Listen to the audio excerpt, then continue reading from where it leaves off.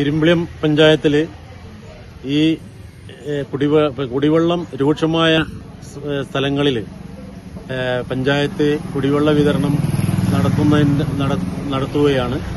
അതിന്റെ ഭാഗമായിട്ടാണ് ഇവിടെ ഇന്ന് ഇരുമ്പിളിയം പഞ്ചായത്തിന്റെ വികസന standing committee chairman flag off ചെയ്തത്.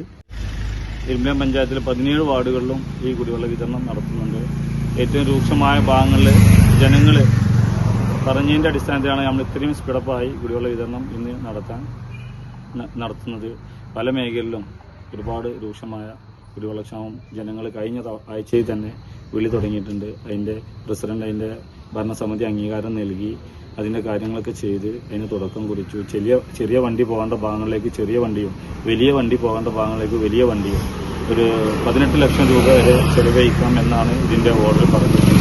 കഴിഞ്ഞ തവണ നമ്മൾ 3 മാസം വിതരണം നടത്തി. ഈ തവണയും എത്ര കണ്ട് വർഷം വരുന്നതിനനുബന്ധിച്ച് വെള്ളമാവുന്നത് വരെ കുടിവെള്ള വിതരണം നടത്താനാണ് നമ്മൾ ഇരുമ്പിളിയം പഞ്ചായത്തിലെ കുടിവെള്ള ക്ഷാമം തീർക്കുന്നതിനായിട്ട് എത്രയും പെട്ടെന്ന് പഞ്ചായത്ത് അംഗങ്ങൾ ഒന്നടങ്കം ഇന്ന് കുടിവെള്ള പദ്ധതി സ്റ്റാർട്ട് ചെയ്യാണ്.